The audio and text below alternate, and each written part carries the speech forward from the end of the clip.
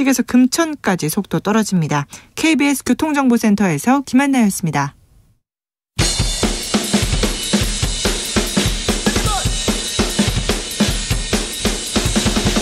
틱탁 틱탁 틱탁 현란한 입담의 환상 드리블. 오늘 이 뉴스를 주목하라. 이슈 티키타카. 머리부터 발끝까지 핫 이슈 더 뜨겁게 이야기 나눠보겠습니다. 오늘 특별 손님입니다. 김수철 여의도 연구소 부원장 오셨습니다. 어서 오십시오. 네, 반갑습니다. 그리고 최진봉 성공회대 교수 어서 오십시오. 네, 안녕하세요. 최진봉입니다. 네. 김병민 전 대변인은 지금 열심히 뛰고 있는데, 김병민 전 대변인이 지금 최고위원회 출마했는데 네. 좀 어떻습니까? 생각보다 그 김기현 대표하고 약간 좀 그 조합이 맞아가지고. 네, 친윤계 후보라면서요? 네, 그렇습니다. 그래서 당내 여러 당원들 행사들을 거의 함께 같이 다니면서 네. 또 이제 보니까 오늘 아침에도 MBN 방송이나 죄송합니다. 각종 방송 활동을 하면서 네. 이 두 가지를 잘 조화롭게 하면서 선거운동을 효율적으로 하고 있는 것 같습니다. 그래요? 네네.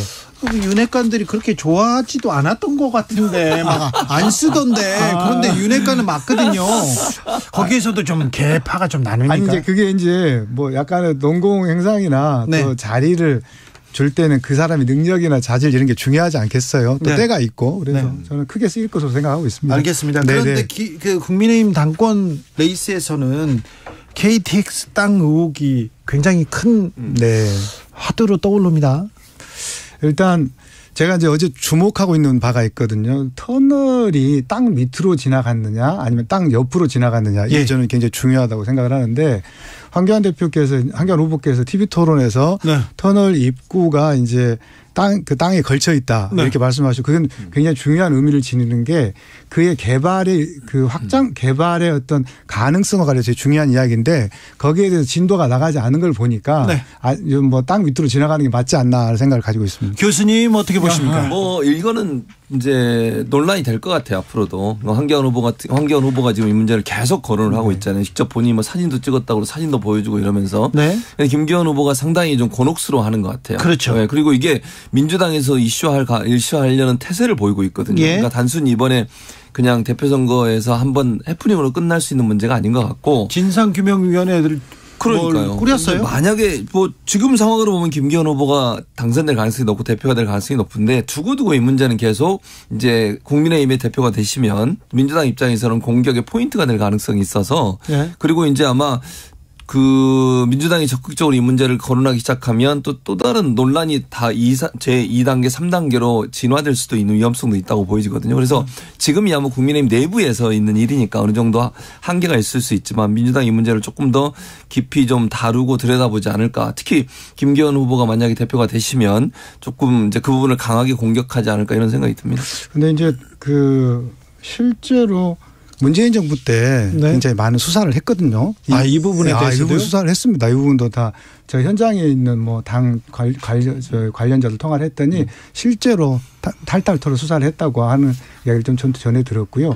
또 한 가지는 지금도 저희가 전당대 중이잖아요. 그런데 네. 민주당이 진상조사단 꾸리고 하는 것은 남의 당 일인데 네. 다음에 당 대표 되시고 나서 어떻게 할지 모르겠습니다. 지금은 조금 안타깝다는 생각이 좀 듭니다. 그렇습니까? 예. 그런데 국회의원인데 국회의원이 가진 땅이 1800배가 올랐다, 이런 논란이 조금 계속되는 것은, 이해충돌 논란 또 이어지는 것은 조금 국민의힘한테는 마이너스는 물론이죠. 이것은 김기현 후보나 국민의힘에게 악재인 것은 분명하고요. 예. 사실은 저희가 또 이재명 대표에 대해서도 이해충돌이라든가 이런 부분에 대해서 문제제를 하고 있는 상황에서 이 부분에 대해서 악재인 것은 좀 분명해 보이고요. 예. 다만 지금 아까 말씀드렸듯이 이제 김기현 대표께서 계속 해명을 하고 계시고 설명을 하고 계시고, 그렇기 때문에 그것 좀 지켜봐야 된다는 생각이 들고요. 지금 이제 문제는 이게 이제 과연 얼마나 전당에 영향을 줄 것이냐, 이런 거 아니겠어요? 그런데 지금 언뜻 봐서는 그 표가 어느 후보에게 막 일부러 그러니까 한쪽으로 표썰림이 현상이 있다거나 이렇게 보이지는 않아 보이는 것 같습니다. 네. 그러니까 전체적으로 지금 판세에 영향을 미칠 요소는 아니라고 봐야죠. 그러니까 국민의힘 내부의 대표 선거에 영향을 미친다 그렇게 보지는 않아요. 제가. 다만 이제 중도층이라든지 이걸 이제 다 보잖아요 국민들이. 네. 오늘 토론회 할 때 또 얘기할 수도 있어요 한교안 대표가. 네. 전 대표가. 예. 그렇게 되면 이게 언론에 뭐 방송을 타게 되고 또 보도가 되게 되고 누가 어떤 말을 했던 게 나오게 되면 중도층이라든지 지금 현재 국민의힘 당원은 아니지만 그래도 다 보고 있는 거잖아요. 거기에 미치는 영향을 고려해야 된다는 말씀을 드리는 거예요. 왜냐하면 이게 그냥 아까도 말씀드린 민주당이 이걸 그냥 여기서 멈추고 지금은 당내 선거를 하고 있기 때문에 적극적으로 나서진 않지만 준비를 하고 있을 거라고 봐요. 그리고 뭐 지금의 전망으로 보면 김기현 후보가 대표가 될 가능성이 높기 때문에 그 이후의 대응을 어떻게 할 거냐는 부분에 있어서는 네. 뭐 이재명 대표에 대한 김기현 후보가 계속 공격도 했었으니까 거기에 대해서 이해충돌 문제라든지 아니면 땅값이 이렇게 올랐던 이유가 만약에 KTX 노선이 그 옆을 지나지 않았다면 그렇게 과연 올랐겠느냐 하는 부분에 논란도 있을 수 있거든요. 그래서 그런 부분에 대해서는 더 구체적인 이제 자료라든지 조사가 이루어질 것 같고 옆에 이제 증언들 나올 거라고 저는 생각해요. 그래서 그런 부분들은 앞으로 조금씩 더 확대되는 양상이 되지 않을까 하는 생각이 들어요. 네, 좀 구체적으로 말씀을 좀 드리면 사실 KTX 노선 자체가 바뀐 게 아니고 네. KTX에 연결되는 도로가 바뀐 거예요. 근데 지금 뭐 언론이나 뭐 이렇게 말씀하시는 분들은 KTX의 노선 자체가 변경된 것처럼 이야기를 하고 있는데 그건 좀 잘못돼서 좀 알겠습니다. 짚고 싶습니다. 네.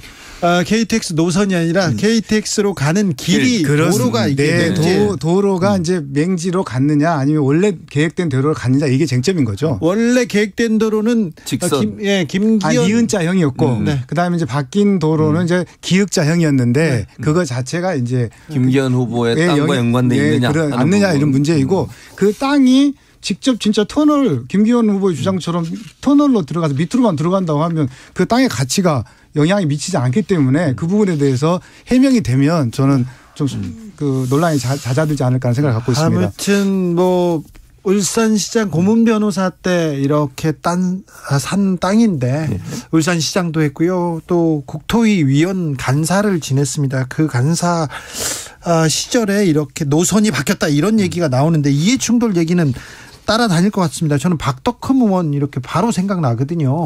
그래서 이 부분은 국민의힘한테도 전혀 도움이 되지 않을 텐데 그런 생각을 조금 해봅니다. 국민의힘 전당대회 얘기는 여기까지 하고요. 최고위원 선거에서는 어떤 변수가 있을까요? 일단 그 1인 2표를 찍기 때문에 네.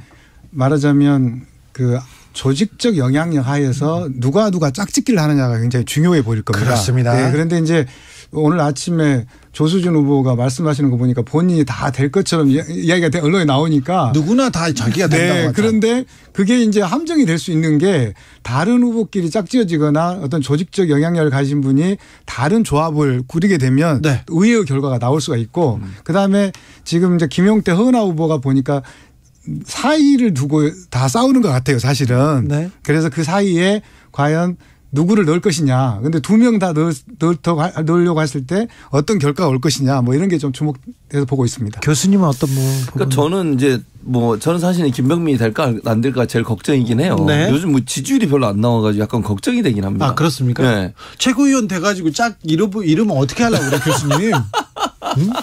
그렇다 하더라도 제가 네. 이제 밀었으니까. 네.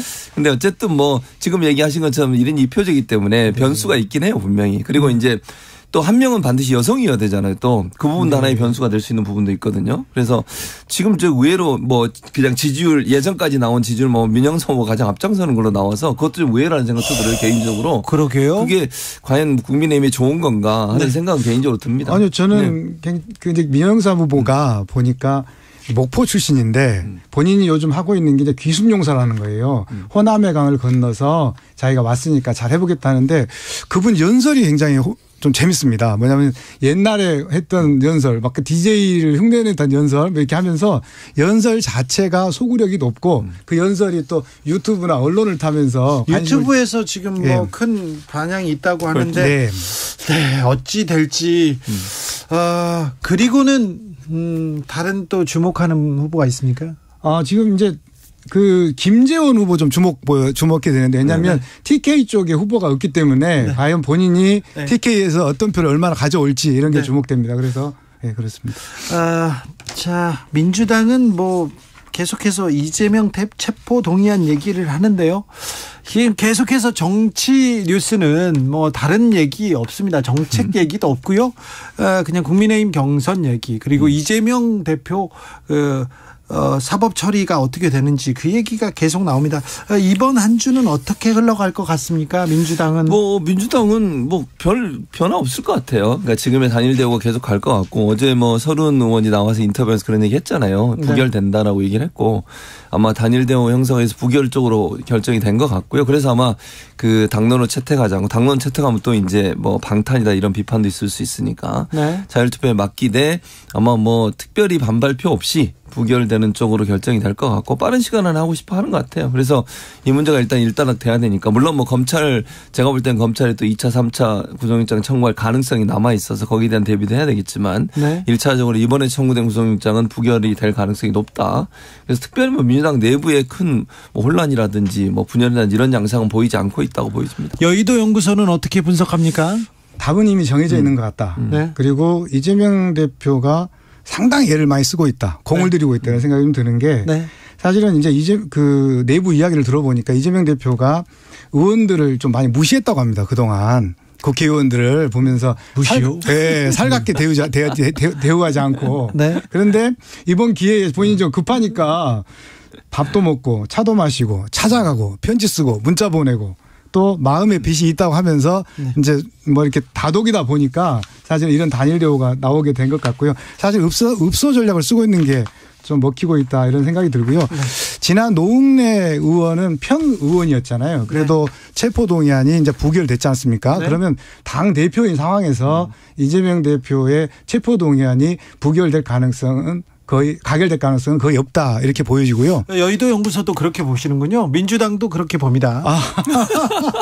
그런데 여기서 한 가지 우리가 봐야 될 게 있는 것 같습니다. 왜냐하면 지금 이게 총선을 염두에 두는 사람들 입장에서 보면 아직도 좀 변곡점이 남아있다 생각이 좀 드는 게 지금 상황에서는 단일 대우로 가겠지만 총선을 앞둔 상황에서는 요즘 민주당 지지율이 생각보다 많이 하락하고 있지 않습니까? 그래서 지금 이 건에 대해서는 단일 대우를 형성을 해서 부결을 시키겠지만 시간이 갈수록 당내 갈등이나 분열 요소도 있다. 특히 이제 이번 4월 달에 원내대표 선거가 있지 않습니까? 예. 그런 경우에는 자연스럽게 비명계의 목소리도 나올 수 있다라는 말씀을 드리고 싶습니다. 민주당의 하락세에 대해서는 어떻게 보십니까? 그러니까 민주당의 하락세라는 게 이제 여론조사인데 여론조사가 여러 군데서 이루어지고 있잖아요. 물론 대체적으로 하락세다 이렇게 얘기는 할 수 있는데 네. 거기에 대한 이제 예를 들어서 그 표집 과정에서 진보 보수로 분류되는 분들의 표집이 약간의 차이가 있을 수 있고요. 그런 부분에 있어서 보수가 좀 더 과표집되는 부분도 있고 또 이런 부분이 있어서 지금 민주당 내부에서 분석하기는 크게 차이가 없다고 봐요.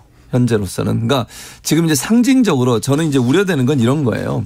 소위 보수 언론들이 어떤 특정한 어떤 여론조사 기관이 아주 차이나는 아주가 튄다고 우리가 보통 표현하잖아요. 그걸 인용해 가지고 활용해서 계속 그걸 확대 재생산하는 위험성이 있지 않을까 하는 걱정은 되는데 네. 기본적으로 민주당 내부에서는 지지율에 큰 격차가 있다고 보지 않습니다. 큰 격차는 없더라도 네. 윤석열 하락세로. 대통령 지지율이 이렇게 지지율이 낮은 편이잖아요. 그런데 그 반대급부를 민주당한테 눈을 돌려야 되는데 민주당이 그러니까 그 반대급부를 받아가지는 않습니다. 그걸 못하고 있다고 보는 거죠. 이게 사실은 민주당을 지지하고 진보정이 있는 사람들도 민주당이 효용성을 보여주지 못했다는 부분에 대한 불만이라고 그렇죠. 봐요. 네. 그러니까 그런 부분들을 민주당이 차근차근 해나가야 된다고 보고요.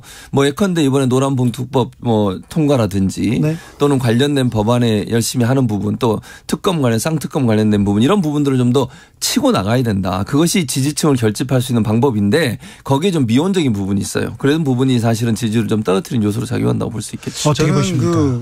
사실은 소폭이냐 중폭이냐 대폭이냐는 논란이 여기가 있지만 민주당 지지율이 하락하는 게 맞다고 생각을 하고 있거든요. 왜냐하면 실제로 이런 이재명 대표 여러 가지 비리 혐의에 대한 구속영장이 청구되고 있는 상황 자체가 어떻게 보면 이낙연 후보를 지지했던 사람들도 보면 입장에서 보면 동의하기 어려운 부분이 있을 것이고 전통적인 민주당 지지층들이 갖고 있는 어떤 정의로움이냐 양심적 이런 문제에 보면 사실은 조금은 동의하기 어려운 부분이 있기 때문에 저는 이것을 애써 감추려 하기보다는 오히려 자연스럽게 받아들이는 게 오히려 민주당한테 더 좋게 될 거라는 생각을 갖고 있습니다. 네. 그렇군요. 네.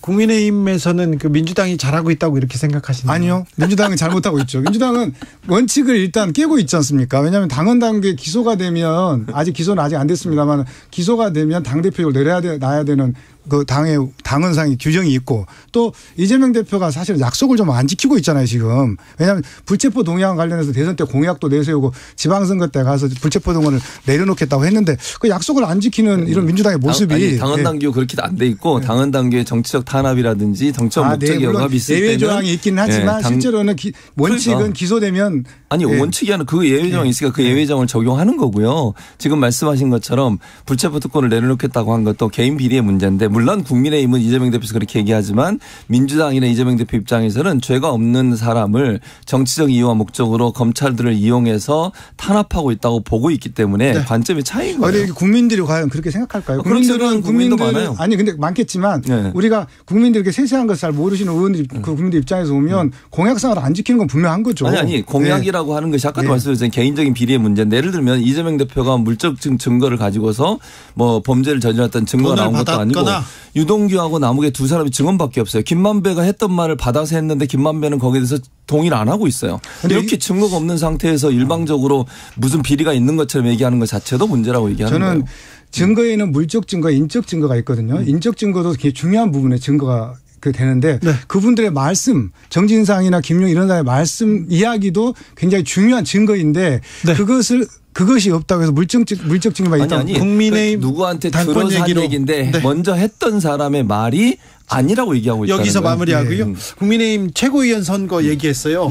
민영삼 17, 김재원 16, 조수진 15 이렇게 나왔다고 퍼블릭 오피니언이 한국 여론 평판 연구소에 의뢰해서 지난 2월 18일, 19일 양일간 국민의힘 당원 422명 대상으로 실시했습니다. 자세한 내용 중앙선거 여론조사심의위원회 홈페이지 참조하시면 됩니다. 두 분 감사합니다. 감사합니다. 저는 내일 돌아옵니다. 지금까지 주진우였습니다.